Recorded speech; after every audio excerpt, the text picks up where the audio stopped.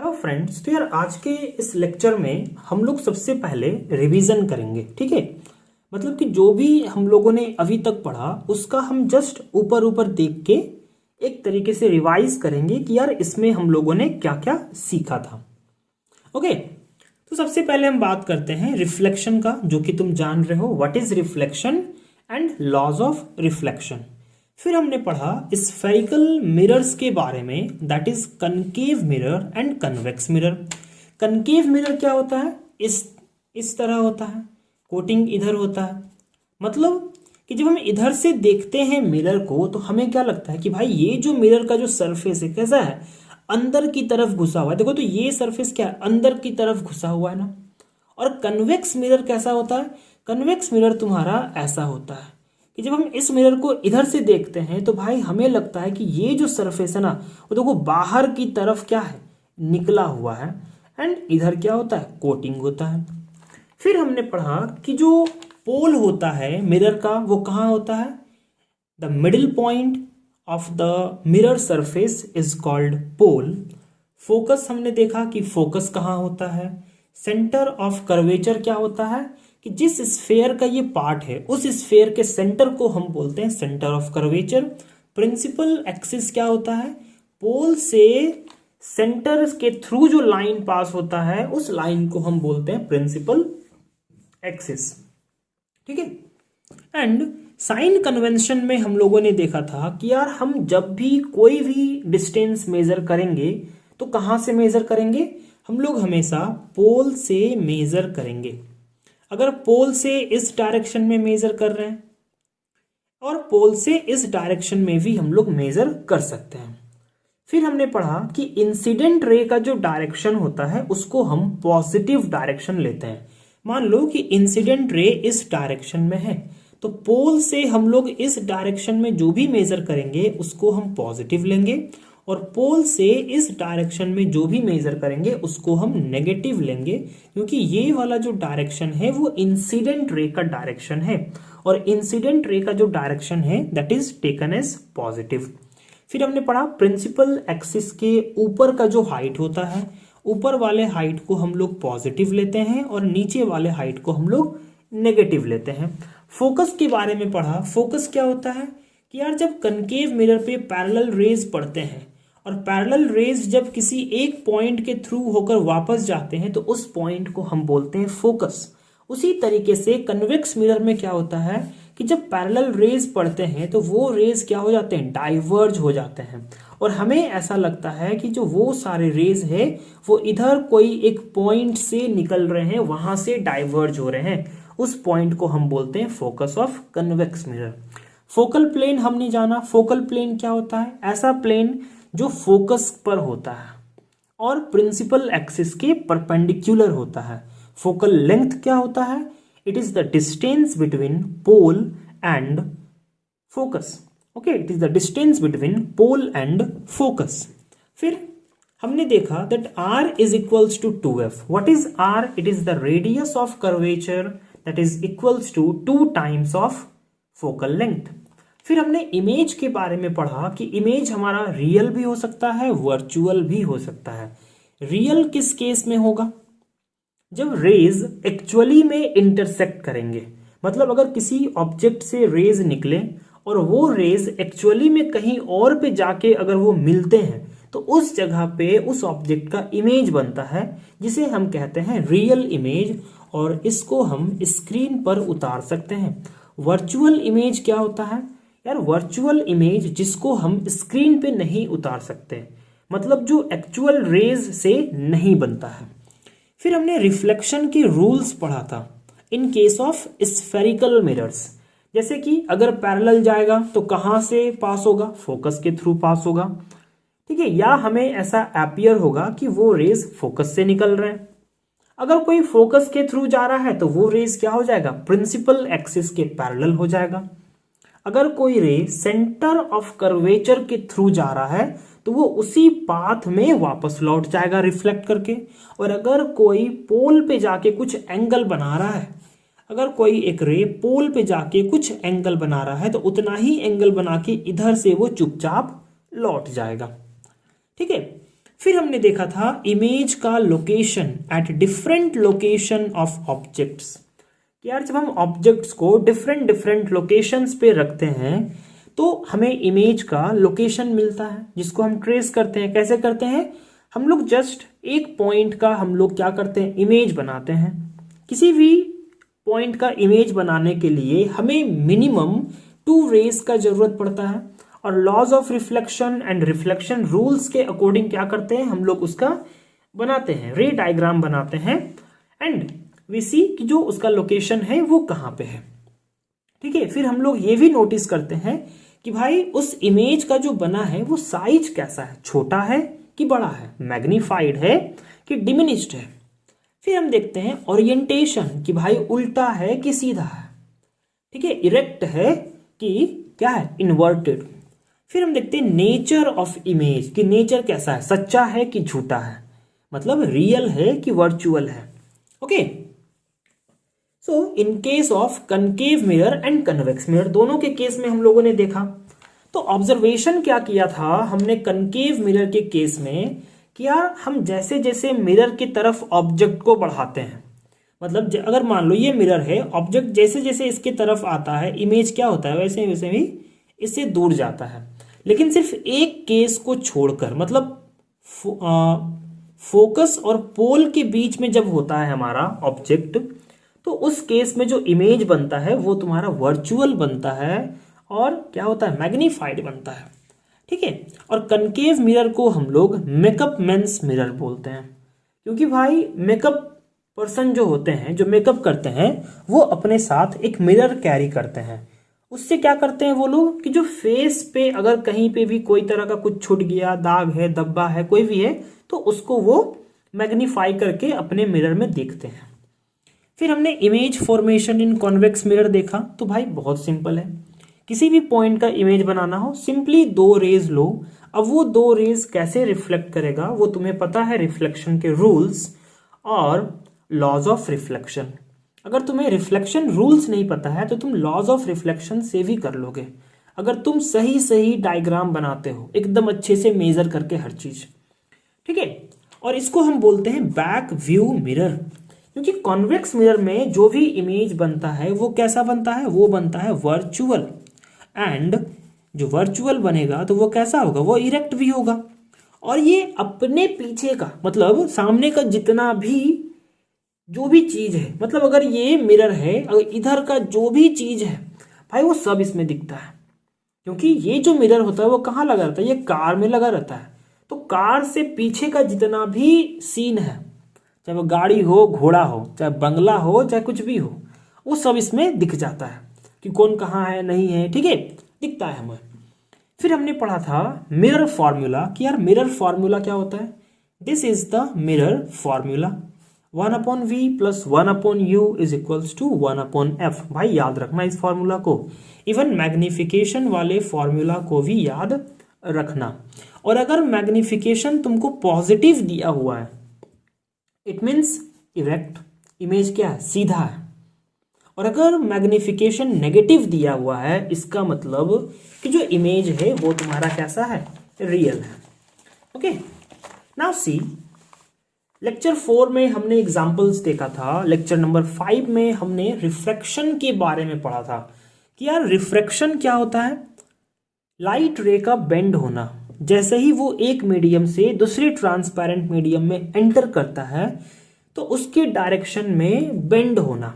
और वो बेंड कब होता है, बेंड कब होता है, जब वो रे तुम्हारा नॉर्मल ना हो इंटरफेस पे, या फिर पैरेलल ना हो इंटरफेस के। इन्हीं 2 केस को छोड़ के बाकी सारे केस में क्या होता है, वो बेंड होता है। ठीक है, एंड लॉज ऑफ रिफ्रैक्शन भी हमने पढ़ा। लॉज ऑफ रिफ्रैक्शन क्या होता है कि भाई जो इंसिडेंट रे है, जो नॉर्मल है और जो रिफ्रैक्टेड रे है, तीनों कहाँ पे होता है, at the point of incidence. तो भाई उस पॉइंट से ये तीनों जो है वो एक प्लेन पे होना चाहिए। और दूसरा लॉ क्या है, दूसरा law is the Snell's law, कि sine i upon sine r must be a constant. और ये जो कांस्टेंट है, उस कांस्टेंट को हम लोग बोलते हैं रिफ्रैक्टिव इंडेक्स। जिसको हम डिनोट करते हैं refractive index of 2 with respect to 1, और इसको हम लिख सकते हैं refractive index of 2 divided by refractive index of 1। और रिफ्रैक्टिव इंडेक्स को हम लोग इस तरीके से तो कर ही सकते हैं और वेलोसिटी के भी टर्म्स में कर सकते हैं। यार अगर किसी भी मीडियम में कोई एक लाइट रे जा रहा है अगर v1 वेलोसिटी से, और जब इस मीडियम में एंटर करता है उसका वेलोसिटी v2 हो जाता है, तो v1 अपॉन v2 तुमको क्या देगा? रिफ्रैक्टिव इंडेक्स ऑफ 2 देगा विथ रेस्पेक्ट टू 1। और रिफ्रैक्टिव इंडेक्स को हम लोग इस तरीके से μ21 से भी हम लोग लिखते हैं, ठीक है। एंड नाउ फिर हमने पढ़ा optically denser and rarer medium. तो भाई optically denser and rarer medium क्या होता है? क्या होता है? पढ़े हम लोग कि क्या होता है कि यार कि जब कोई एक रे एंटर करता है किसी भी एक मीडियम से दूसरे मीडियम में, और अगर वो नॉर्मल से अवे जाता है, दूर भागता है, तो इट मीन्स कि ये वाला जो मीडियम है वो तुम्हारा रेयरर है और ये डेंसर है। और अगर ये जो रे है वो तुम्हारा नॉर्मल के टुवर्ड्स जाता है, इट मीन्स कि ये डेंसर है और ये रेयरर है, ठीक है। फिर हमने कुछ फॉर्मूलाज इस तरह का डिराइव किया था कि refractive index of 2 with respect to 1 is the reciprocal of refractive index of 1 with respect to 2।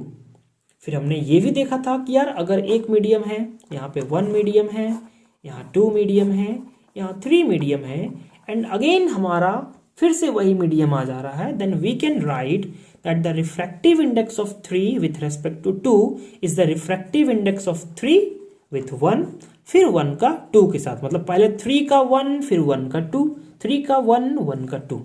फिर हमने ये भी देखा था और हमने डिराइव भी किया था, क्योंकि यार हम n21 को लिख सकते हैं n2 अपॉन n1, n32 को लिख सकते हैं n3 अपॉन n2, और n13 को लिख सकते हैं n1 अपॉन n3। तो n1 से इधर n1 खत्म, n2 से n2 खत्म, n3 से n3 खत्म, बचा कितना? 1 बचा, ठीक है। फिर हम आते हैं लेक्चर नंबर 6 में कि यार लेक्चर नंबर 6 में हम लोगों ने क्या क्या पढ़ा था। सो नाउ सी, हमने पढ़ा था refraction through rectangular glass slab, ठीक है, जहां पे हमने देखा कि जो लाइट रे है जब वो ग्लास स्लैब में एंटर करता है, अगर ये ग्लास स्लैब है, लाइट रे इसमें एंटर करता है, और जब वो निकलता है तो भाई निकलने के बाद भी उसका जो डायरेक्शन होता है वो वही होता है, लेकिन सिर्फ क्या होता है कि भाई ये जिस पाथ में जा रहा था और अब जो रे निकल रहा है उसका पाथ अलग है, तो कुछ शिफ्ट हो गया ना उसके पाथ में, और वो जो शिफ्ट हुआ उस शिफ्ट को हम बोलते हैं लैटरल शिफ्ट या फिर लैटरल डिस्प्लेसमेंट। फिर हमने लैटरल शिफ्ट का फॉर्मूला डिराइव किया था दैट टी क्या है? What is T? T is the thickness of the material, कि भाई यहां से लेकर यहां तक का जो परपेंडिकुलर डिस्टेंस है वो क्या है। So T sine i minus r upon cos r. और फिर हमने बोला कि जो लैटरल शिफ्ट है वो क्या है भाई? डायरेक्टली प्रोपोर्शनल है थिकनेस के, क्योंकि ये जितना ज्यादा होगा ना शिफ्ट उतना ज्यादा होगा, और इस चीज को हमने देखा भी था। फिर हमने पढ़ा था apparent depth and actual depth, कि जो टैंक बना हुआ रहता है, हमें अगर इसमें पानी भरा है तो भाई ये जो बॉटम है वो हमें ना हल्का ऊपर दिखता है कि भाई यहाँ पे है, हमें एक्चुअल में मालूम नहीं पड़ता है, हमें ऐसा एपियर होता है कि वो यहाँ पर है, ठीक है, हमारे तो सामने है, लेकिन ऐसा होता नहीं है। So that is the apparent depth and actual depth. और इसका फॉर्मूला बहुत इजी है कि एपरेंट डेप्थ क्या होगा? Actual depth divided by refractive index of that medium, ठीक है, refractive index of medium. And rise of image, मतलब कि वो कितना उठा भाई, वो कितना उठा, that is actual depth and 1 minus 1 upon n2। So now यहां पर तुमको दो जगह पे अंडरलाइन दिख रहा होगा, एक तो रिफ्रैक्टिव इंडेक्स ऑफ मीडियम पर और n2 पर। ये क्या डिनोट कर रहा है कि भाई ये जो रिफ्रैक्टिव इंडेक्स है वो तुम्हारा एयर के रेस्पेक्ट में है। मान लो अगर एयर के जगह कोई दूसरा मीडियम होता, तब यहाँ पे जो रिफ्रैक्टिव इंडेक्स होता वो तुम्हारा उस मीडियम के रेस्पेक्ट में होता। अगर रेज टू सेकेंड मीडियम से 1 मीडियम में जा रहा है तो उस समय हम क्या लिखेंगे, refractive index of medium 2 with respect to 1, okay, और सिंबॉलिकली उसको लिखेंगे n21, ओके। फिर हमने पढ़ा early sunrise and delayed sunset, कि अर्ली सनराइज 2 मिनट पहले होता है और सनसेट जो होता है वो 2 मिनट बाद होता है। और ये क्यों होता है, बिकॉज ऑफ रिफ्रैक्शन, रिफ्रैक्शन के कारण ये होता है, एटमॉस्फेयर में जो रिफ्रैक्शन होता है उस कारण हमको लगता है ऐसा, ठीक है, कि हमको पहले ही सन दिख गया, क्योंकि एटमॉस्फेयर क्या करता है, वो सन के रे को क्या करता है, बेंड कर देता है, जिस वजह से हमें, अगर हम मेरा आंख यहां पर है तो हमें सूरज इधर दिखता है, जबकि है इधर और दिखता है हमें इधर, ठीक है।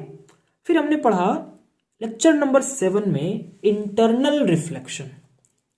इंटरनल रिफ्लेक्शन क्या होता है, हमने देखा, क्या देखा, कि अगर कोई एक लाइट रे एक मीडियम से दूसरे मीडियम में एंटर करता है तो भाई रिफ्रैक्शन तो होता ही है और साथ ही साथ उसका थोड़ा सा पार्ट रिफ्लेक्ट भी कर जाता है, और इसी को हम बोलते हैं कि यार अपने ही मीडियम में वापस लौटना, इसको हम बोलते हैं रिफ्लेक्शन, ठीक है। लेकिन यहाँ पे एक मीडियम से 2 मीडियम का बात हो रहा है, ठीक है, यहाँ पे कोई भी, यहाँ पे रिफ्रैक्शन भी हो रहा है, तो जब अपने मीडियम में कुछ पार्ट उसका लौट जाता है, दैट इज इंटरनल रिफ्लेक्शन। और जब क्या होता है कि अगर जितना रे गया एक मीडियम से दूसरे मीडियम की तरफ ये जा रहा है, लेकिन जाते जाते क्या होता है कि ये इधर कोई नहीं जाता है, रिफ्रैक्शन कोई नहीं होता, कुछ नहीं, सारे रिफ्लेक्ट कर जाते हैं, तो उसको हम बोलते हैं टोटल इंटरनल रिफ्लेक्शन, ठीक है। और ये टोटल इंटरनल रिफ्लेक्शन कब होता है, जब तुम्हारा एंगल ऑफ इंसिडेंस जो होगा वो तुम्हारा क्रिटिकल एंगल से ज्यादा होगा। फिर हमने ये फॉर्मूला भी देखा कि refractive index of second medium is equals to 1/sin IC, 1/sin IC। Similarly यहाँ पे जो N2 लिखा हुआ है उससे हमें क्या मालूम पड़ रहा है कि that it is the refractive index of a denser medium with respect to air. लेकिन अगर एयर की जगह कोई दूसरा मीडियम होगा तो उस केस में जो रिफ्रैक्टिव इंडेक्स होगा ना, वो तुम्हारा refractive index of denser medium with respect to rarer medium होगा। इसलिए N2 यहाँ पे लिखने से अच्छा है कि हम लोग N21 लिखे, जिससे हमें मालूम पड़े कि यार यहाँ का जो रिफ्रैक्टिव इंडेक्स है वो एक मीडियम का दूसरे मीडियम के रेस्पेक्ट में है। And condition for total internal reflection भी हमने पढ़ा कि क्या क्या कंडीशन थे। तो कंडीशन क्या था भाई, सबसे पहला कि जो रे होगा वो तुम्हारा डेंसर से रेयरर के तरफ जाना चाहिए। और टोटल इंटरनल रिफ्लेक्शन कब होगा, ये तो पहला हो गया। दूसरा क्या होगा कि जो इंसिडेंस एंगल है that must be greater than critical angle, ठीक है, that must be greater than critical angle, okay, that must be critical angle. Now lecture number 8 में हमने पढ़ा brilliance in diamond, mirage, prism, optical fibre. तो भाई ये सब जो एप्लीकेशंस है, ठीक है, या जो फेनोमेना है वो किसके कारण हो पा रहा है, due to total internal reflection. जो डायमंड है वो इतना ज्यादा इसलिए चमकता है क्योंकि भाई उसका जो शेप होता है कटिंग करने के बाद वो ऐसा बन जाता है कि जब उसमें कोई एक रे एंटर करता है ना, तो वो मल्टीपल इंटरनल रिफ्लेक्शन उसमें होता है, और यू कैन से मल्टीपल टोटल इंटरनल रिफ्लेक्शन होता है, क्योंकि जो क्रिटिकल एंगल है वो बहुत स्मॉल है। डायमंड का जस्ट 24 डिग्री है, जिस वजह से जब वो किसी भी सरफेस पे घुसता है, मान लो एंटर किया, ऐसे किया, तो जो एंगल है वो तुम्हारा 24 से ज्यादा हो जाता है, जिस वजह से फिर से टोटल इंटरनल रिफ्लेक्ट हो जाता है। और हम जानते हैं कि टोटल इंटरनल रिफ्लेक्ट में जो लॉस होता है ना भाई, वो नेग्लिजिबल लॉस होता है, एकदम ना के बराबर, मतलब 100% को वो रिफ्लेक्ट कर देता है, ठीक है, या तुम कह सकते हो 99.99% को वो रिफ्लेक्ट कर देता है। तो जिस वजह से, और अंदर में बहुत ज्यादा मल्टीपल रिफ्लेक्शंस होता है और कुछ देर के बाद फिर वो निकलता है। मतलब कि जो डायमंड है वो ज्यादा देर तक लाइट रेज को होल्ड कर सकता है, जिस वजह से ये चमकने लगता है, क्योंकि लाइट जहां भी होता है वो चमकता है। फिर हमने देखा मिराज। मिराज कैसे होता है कि भाई मिराज जैसे कि जब हम रोड पे चलते हैं गर्मी के दिन में, हमें दिखता है भाई कि पानी है आगे, पर पानी नहीं होता है। क्यों? क्योंकि वो धोखा है, नेचर हमारे साथ वो धोखा करता है कि हमें दिखाता है कि यहाँ पानी है पर वहाँ पानी नहीं होता है। तो ये भी क्यों होता है? Because of total internal reflection. तो भाई अब इंटरनल रिफ्लेक्शन हो रहा है, किसका होगा? रेज का होगा। रेज कहाँ से आ रहा है? सन से आ रहा है। तो सन से जो रेज आता है, ठीक है, तो अब जो नीचे का जो लेयर है, एयर का नीचे का जो लेयर है, वहां पे क्या है? एक तो सन है, सन के रेज है, गर्मी का दिन है, नीचे क्या हो जा रहा है? बहुत ज्यादा गर्मी हो जा रहा है, जो जमीन है बहुत ज्यादा तप जा रहा है। कभी गर्मी के दिन में चले होगे खाली पांव रोड में, पता चलता होगा क्या बुझाता है, पूरा रोड तप जाता है। तो उस वजह से क्या होता है कि रोड बहुत ज्यादा गर्म हो जाता है, तो उसके सामने की एयर क्या हो जाते हैं? गर्म हो जाते हैं। अब गर्म हो गए तो एयर मॉलिक्यूल्स को एनर्जी मिल गया, वो ऊपर जाने लगते हैं, नीचे का जो डेंसिटी है वो घटने लगता है। एंड जो रिफ्रैक्टिव इंडेक्स है एयर का, वो किस पे डिपेंड करता है तुम्हारा यार? वो डिपेंड करता है तुम्हारा, किस पे डिपेंड करता है? एयर के डेंसिटी पे। तो अगर नीचे का डेंसिटी कम हो रहा है, मतलब कि नीचे से क्या हो रहा है? रेयरर मीडियम से डेंसर मीडियम की तरफ जा रहा है, मतलब नीचे रेयरर ऊपर डेंसर, और डेंसर से रेयरर की तरफ अगर कोई रे जाएगा तो टोटल इंटरनल रिफ्लेक्शन होने का चांस है, अगर क्या हो? क्रिटिकल एंगल से ज्यादा हो जाए रे। तो जब ऐसे ऐसे आता है तो क्या है? लेयर में बढ़ जाता है एक तरह से। तो भाई डेंसर से रेयरर की तरफ आ रहा है तो away from normal, away from normal. उस कारण क्या होता है कि एक केस ऐसा आता है जहां पे कि जो एंगल ऑफ इंसिडेंस है वो ज्यादा हो जाता है क्रिटिकल एंगल से, और ये रे वापस ऐसे घूम जाता है, मतलब यही रे वापस ऐसे घूम जाता है। और अगर हम यहाँ पे है तो हमें क्या दिखता है कि ये जो रेज है, अगर मान लो अगर ये पेड़ पौधा बिल्डिंग या आसमान, ठीक है, ऊपर तो स्काई है, तो मान लो आसमान से आ रहा है, पेड़ पौधा से ये जो रेज आ रहे हैं, तो हमें दिखता है कि जमीन में हमें वो पेड़ पौधा का इमेज दिखता है हल्का फुल्का, इवन जो आसमान है उसका इमेज दिखता है। तो हमें ऐसा लगता है भाई कि वहां पे पानी है, क्योंकि पानी में ही इमेज बन सकता है इस तरीके से नेचर से। ठीक है, इतने भी तो अब हम ये नहीं है कि हम कहीं भी सोच लेंगे इमेज बन जाएगा। भाई अगर हमें इमेज कहीं दिख रहा है सड़क पे, तो हमारे माइंड में ऑब्वियस यही आएगा कि भाई वहां पे पानी है। ठीक है, सो ये धोखा करता है नेचर हमारे के साथ। प्रिज्म में हमने देखा कि प्रिज्म क्या करता है। ट्राइंगुलर प्रिज्म एक तरह से हम कह सकते हैं, हमने पढ़ा था ट्राइंगुलर प्रिज्म के बारे में कि वो क्या करता है, लाइट रे को ना बेंड कर देता है बाय 90 डिग्री और 180 डिग्री। और इसके कारण क्या होता है, हम लोग इमेजेस के जो साइज है, मतलब जो इमेज बनता है उसके साइज में कोई भी तरह का चेंज नहीं आता। इवन वो इमेजेस को इन्वर्ट कर देता है, उल्टा कर देता है। अगर सीधा है तो इस मतलब वर्टिकल पोजीशन पे है तो हॉरिजॉन्टल कर देता है, अगर इस तरीके से है तो उसको 180 डिग्री रोटेट कर देता है। तो प्रिज्म से ये हमने देखा था। फिर हमने ऑप्टिकल फाइबर का एक बहुत अच्छा यूज देखा था कि यार आज के टाइम पे ऑप्टिकल फाइबर्स यूज हो रहा है, जिस वजह से जो सिग्नल्स पहुंचने का जो स्पीड है बहुत ज्यादा हो जा रहा है, क्योंकि लाइट का स्पीड बहुत ज्यादा है और टोटल इंटरनल रिफ्लेक्शन के हेल्प से ही ये आज पॉसिबल हो पा रहा है, क्योंकि टोटल इंटरनल रिफ्लेक्शन में लॉस बहुत कम होता है। ठीक है, तो बिकॉज ऑफ दैट थिंग आज हम लोग ऑप्टिकल फाइबर का इतने अच्छे से हम लोग यूज कर पा रहे हैं। तो ये बनता है तुम्हारा कोर और क्लैडिंग से। क्लैडिंग होता है बाहर वाला पार्ट, कोर होता है अंदर वाला पार्ट जहां पे लाइट रे जाता है। लाइट पाइप मतलब कि भाई लाइट पाइप क्या, जो वाटर पाइप होता है, वाटर पाइप क्या करता है, एक तरफ से वाटर डाला दूसरी तरफ से वाटर निकला। तो लाइट पाइप क्या है, एक तरफ से लाइट दी है दूसरी तरफ से लाइट निकला। अब वो लाइट कहीं से कुछ देखने का काम आ सकता है, तो डॉक्टर्स लोग क्या करते हैं, यूज करते हैं अंदर के ऑर्गन्स को देखने के लिए जब वो सर्जरी ये सब करते हैं। ठीक है, सो लेक्चर नंबर 9 अगर हम बात करें, so that is refraction through a prism. हमने देखा था प्रिज्म के थ्रू जो रिफ्रैक्शन हो रहा था। ठीक है, तो हमने क्या देखा था कि जो प्रिज्म है वो क्या कर रहा था, वो तुम्हारा लाइट रे को ना डेविएट कर दे रहा था। जो रेक्टेंगुलर स्लैब था वो डेविएट नहीं कर रहा था, उसका डायरेक्शन वही था जो इंसिडेंट रे का था, लेकिन प्रिज्म क्या कर रहा था, लाइट रे के पाथ को ना डेविएट कर दे रहा था। ठीक है, जा रहा था ऐसे बेचारा, टकरा गया प्रिज्म से, इसको आ गया गुस्सा, इसने दिया मोड़ दिया। तो जितने एंगल से मोड़ा उस एंगल को हम बोलते हैं एंगल ऑफ डेविएशन। फिर हमने एक चीज सीखा था कि जो रे है वो बेस के तरफ बेंड करता है। अगर एक सरफेस से दूसरे सरफेस की तरफ जा रहा है तो जो थर्ड सरफेस हो जाता है वो हमारा बेस बन जाता है। फिर हमने फॉर्मूलाज देखा था कि जो एंगल ऑफ प्रिज्म है that is equals to R1 plus R2, और R1 R2 क्या है, अंदर वाले एंगल्स, प्रिज्म के अंदर वाले एंगल्स। जो ये क्या है, ये क्या है भाई, ये है तुम्हारा angle of deviation that is I1 plus I2 minus A। Formula है, डेरिवेशन देखे होगे तो ऑब्वियस तुमको याद आ रहा होगा।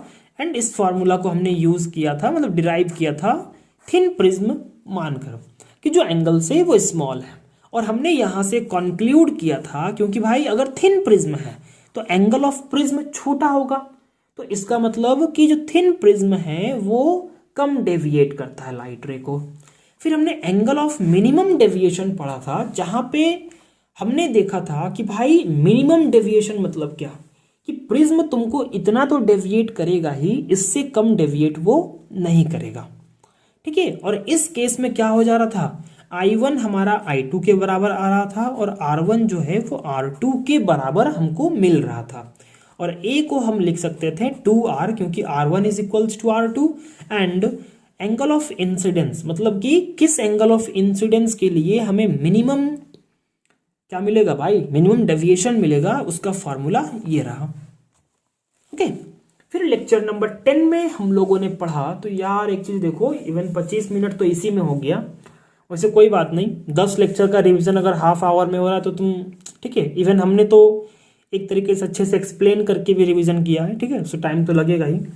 सो नाउ सी, लेक्चर नंबर 10 में हमने देखा रिफ्रैक्शन एट स्फेरिकल सरफेस, और you can say spherical interface, जहां पे हमने पढ़ा कनकेव सरफेस और कॉन्वेक्स सरफेस के बारे में कि यार अगर ये एक सरफेस है, इधर रेयरर मीडियम है, इधर डेंसर मीडियम है, तो भाई इस रेयरर मीडियम के लिए ये सरफेस कैसा है, बाहर निकला हुआ है ना, ऐसा है, बाहर निकला हुआ है ना, तो ये क्या होगा, इस रेयरर मीडियम के लिए ये सरफेस जो होगा वो कॉन्वेक्स होगा।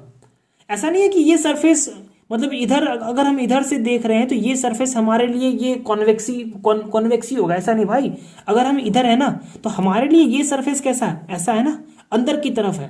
तो इधर डेंसर से अगर हम रेयरर की बात करें, अगर डेंसर की तरफ ये सरफेस कैसा है, ये कनकेव है, और रेयरर की तरफ ये सरफेस कैसा है, ये तुम्हारा क्या है भाई, कॉन्वेक्स है, और इधर के लिए ये कनकेव है। तो समझ गए होगे concave surface and convex surface.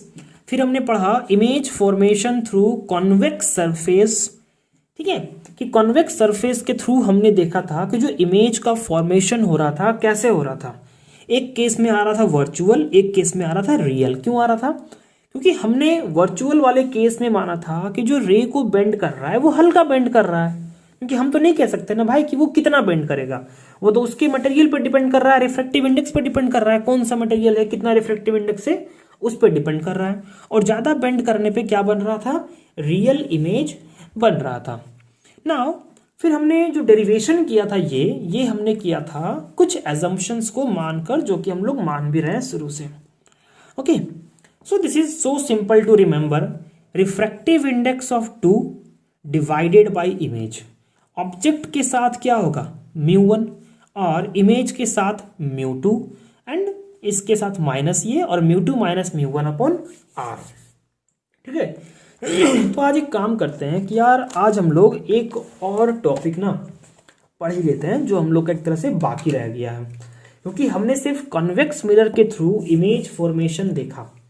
क्या किया हमने, सिर्फ कॉन्वेक्स मिरर के थ्रू हमने देखा, अब हम देखेंगे कनकेव मिरर के through. So now we will see the image formation through concave mirror. So this is the concave surface, and there is rarer medium and there is denser medium. This is the principal axis. This is pole. तो centre of curvature किधर होगा, इधर होगा, क्योंकि ये ऐसे है तो इधर स्फीयर बनेगा।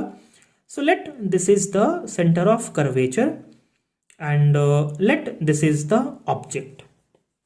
ठीक है, मान लेते हैं ये हमारा ऑब्जेक्ट है। तो देखो, तो एक रे जो होगा इस ऑब्जेक्ट से, हमने जैसे प्रीवियस लेक्चर में देखा, तो इजी होगा ना भाई एकदम डायग्राम बनाना, तो एक रे तो एकदम इसके थ्रू चला जाएगा, हाँ भाई, क्यों? क्योंकि ये जो लाइन है वो नॉर्मल है इस इंटरफेस पर, सेंटर से जो भी लाइन पास होता है वो नॉर्मल होता है, तो ये ऐसे ही चला जाएगा।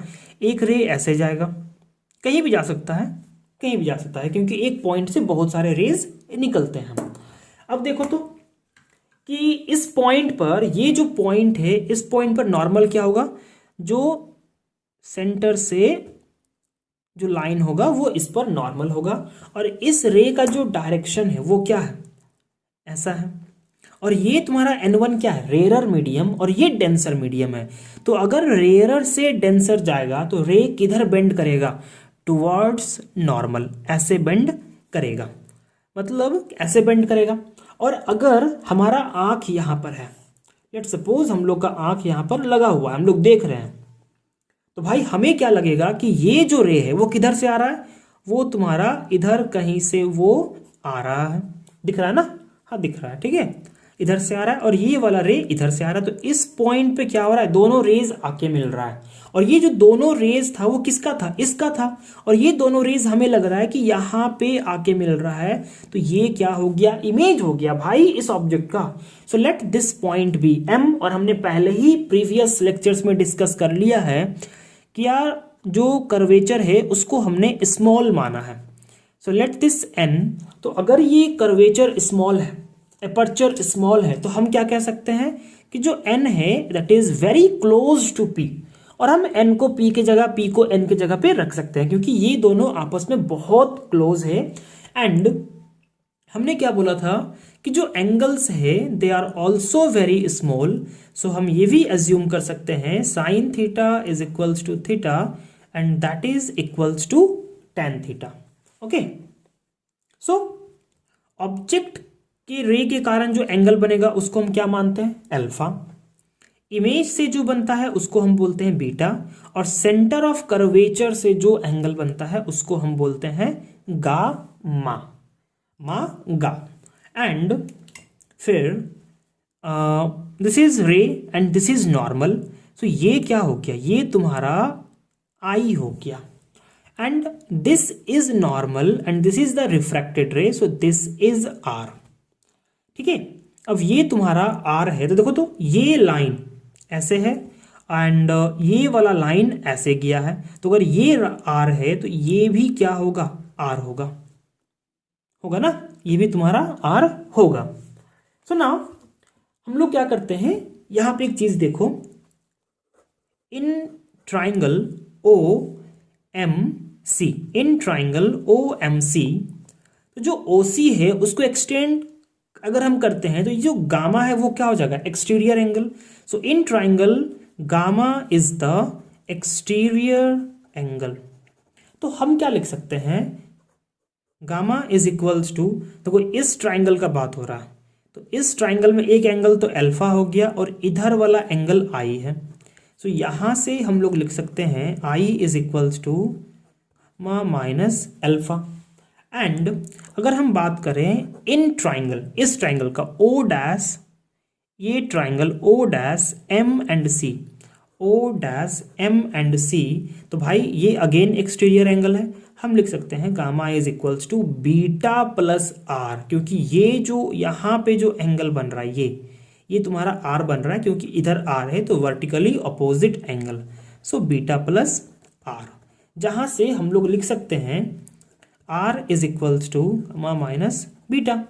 And now again using Snell's law, Snell's law के जरिए हम लोग क्या लिख सकते हैं, that is sin I upon sin r is equals to refractive index of 2 with respect to 1, और साइन आई को हम लिख सकते हैं क्योंकि sine theta is equals to theta, so sine I is equals to I and sine R is equals to R and n2 upon n1। और हमने previous class में भी देखा था कि refractive index and multiplication with the angle जो कि बन रहा है नॉर्मल के साथ is equals to n2 into R, ये हमने देखा था। उसके बाद हमने क्या किया था कि जो रिलेशन हमको आई और आर में यहाँ पे मिला हम उसको पुट कर देते हैं, सो माइनस अल्फा इनटू और आर के जगह पे हम लोग पुट कर देंगे जो हमको मिला है रिलेशन। अब ये पुट करने के बाद हम लोग क्या करेंगे, इसको लिख लेंगे।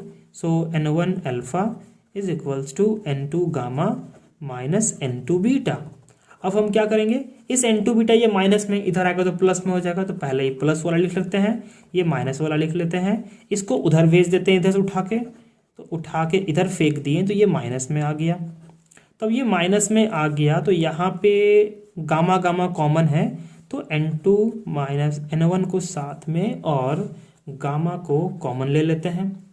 तो अब देखो हमने क्या बोला, theta is equals to tan theta. जो प्रीवियस क्लास को अटेंड किए हैं उनको एकदम अच्छे से समझ में आएगा, कोई दिक्कत नहीं होगा।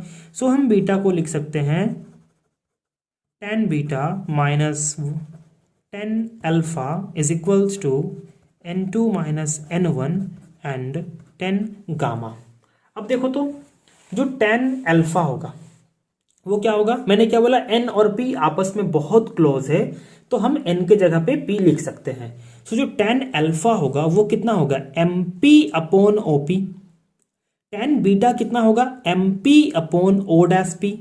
और जो टेन गामा होगा वो कितना होगा, mp अपॉन cp। तो ये क्या है भाई, ये तुम्हारा ऑब्जेक्ट डिस्टेंस है, ऑब्जेक्ट से लेकर ये तुम्हारा इमेज डिस्टेंस है, और ये तुम्हारा रेडियस ऑफ कर्वेचर है। और तीनों किधर है, तीनों तुम्हारा लेफ्ट साइड में, मतलब पोल से अगर इनको मेजर करेंगे तो हम लोग इस डायरेक्शन में मेजर करेंगे, और जो इंसिडेंट रे है वो लेफ्ट से राइट है, मतलब कि वो तुम्हारा इस डायरेक्शन में है। तो ये तीनों कैसा होगा, ये तीनों तुम्हारा नेगेटिव होगा, मतलब कि u भी नेगेटिव होगा, v भी नेगेटिव होगा, और रेडियस ऑफ कर्वेचर भी तुम्हारा नेगेटिव होगा। ठीक है, सो हम लोग लिखेंगे टेन बीटा, क्या लिखेंगे हम लोग, लिखेंगे mp upon o dash p minus N1। Tan alpha लिखाएगा तुम्हारा mp upon op is equals to N2 minus N1, और टेन गामा लिखाएगा जो c से बन रहा है, that is mp upon cp। तो भाई mp mp mp खत्म।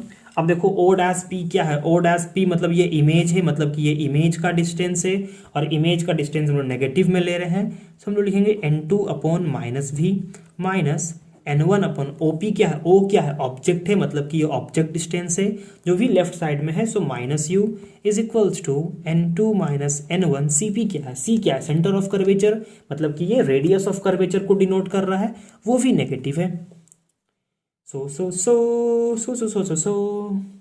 तो ये माइनस और ये माइनस खत्म, इन दोनों माइनस को कॉमन लो, इससे खत्म। तो देखो तो कौन सा रिलेशन आ गया भाई, सेम रिलेशन आ गया जो हमने प्रीवियस लेक्चर में देखा था। यही चीज तो हम देख रहे थे ना, refractive index of 2 upon image distance minus refractive index of 1 upon object distance is equals to N2 minus N1 upon R। देखो तो सेम रिलेशन है ना, μ2 upon v minus μ2 upon μ1 upon u is equals to μ2 minus μ1 upon R। Mu लिखो या n लिखो, दोनों क्या यहाँ पे रिप्रेजेंट कर रहा है, रिफ्रैक्टिव इंडेक्स। ओके, तो इस चीज को हम लोगों ने आज देखा। नाउ अब यहाँ पे एक चीज को समझना, और वो चीज ये समझना है कि यार अभी तक मतलब कि हमने जो रे का डायरेक्शन देखा वो हमने रेयरर मीडियम से डेंसर मीडियम की तरफ देखा इन स्फेरिकल सरफेस। ठीक है, कनकेव सरफेस हो या कॉन्वेक्स सरफेस हो, सेम रिलेशन आ रहा था। और वो क्या आ रहा था, refractive index of 2 upon image distance minus 1 के साथ ऑब्जेक्ट डिस्टेंस, और इन दोनों का again N2 minus N1 upon R। ठीक है, यही था, हाँ यही है। अब देखो मान लो कि अगर जो रे है वो तुम्हारा डेंसर से रेयरर की तरफ है, तब ये इक्वेशन में क्या कुछ चेंज आएगा? हाँ आएगा, क्योंकि यार अब डेंसर से रेयरर की तरफ जा रहा है रे, और डेंसर का रिफ्रैक्टिव इंडेक्स कितना है, N2, इसका है N1। अब N2 से N1 जा रहा है, पहले N1 से N2 जा रहा था ना, पहले N1 से N2 जा रहा था, मतलब जहां ऑब्जेक्ट है वहां पे क्या था, N1। लेकिन अब ऑब्जेक्ट कहाँ है, डेंसर मीडियम में, और अब रे किधर जा रहा है, N1 की तरफ। तो हमें कुछ नहीं करना है, इस इक्वेशन में कुछ नहीं करना है, सिर्फ क्या करना है, N2 और N1 को आपस में इंटरचेंज कर देना है। मतलब कि अगर रे तुम्हारा डेंसर से रेयर की तरफ जा रहा है ना, जस्ट इस इक्वेशन में क्या करो, N2 और N1 को आपस में एक्सचेंज कर दो। मतलब कि अब जो इक्वेशन आएगा वो आएगा तुम्हारा N2 की जगह क्या हो जाएगा, N1/V minus N2/U is equals to N1 minus N2/R। अगर नहीं यकीन हो तो भाई तुम तीन हमने रे डायग्राम देखा और इजी था। जस्ट हमने सिर्फ क्या किया, रे डायग्राम बनाया, एंगल को सबटेंड किया, आई और आर के बीच में हमने रिलेशन देखा अल्फा बीटा गामा को लेकर, फिर हमने स्नेल्स लॉ लगाया और जस्ट हमने फिर tan alpha tan beta tan gamma मान के हमने सबको प्रूफ कर दिया। तो तुम इसको भी प्रूफ कर सकते हो कि अगर डेंसर से रेयर की तरफ रे जा रहा है तो। And you can also proof जैसे कि कॉन्वेक्स सरफेस भी, कि अगर डेंसर से रेयर की तरफ जा रहा है, डेंसर से रेयर की तरफ जा रहा है, कॉन्वेक्स मिरर के केस में, कनकेव मिरर के केस में, दोनों को केस में तुम खुद से प्रूफ कर सकते हो। ठीक है, खुद से तुम इसको प्रूफ कर सकते हो।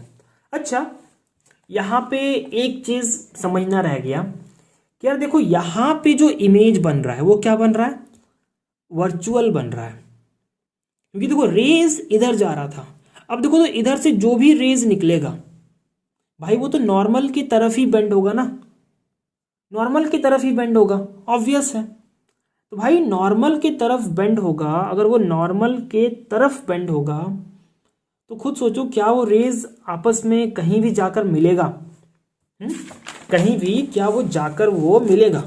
मान लो कि जो कर्वेचर है वो ऐसा है, सेंटर ऑफ कर्वेचर, मान लो ये ऑब्जेक्ट है और सेंटर ऑफ कर्वेचर यहाँ है, एक रे ऐसे गया, सेंटर ऑफ कर्वेचर से जो नॉर्मल जाएगा वो तो ऐसे जाएगा, ये रे ऐसे है, और इधर से एक रे जाएगा।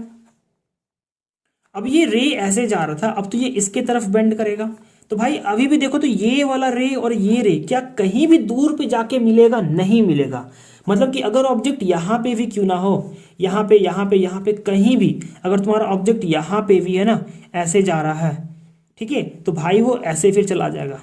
मतलब इन दोनों के बीच का एंगल बढ़ते जाएगा। एंगल क्या बढ़ेगा, एंगल तो सेम रहेगा, मतलब ये दोनों कहीं भी दूर जाके मिलेंगे नहीं, ठीक है, उनके बीच का जो डिस्टेंस है वो बढ़ते जाएगा, डिस्टेंस बढ़ते जाएगा, नॉट एंगल।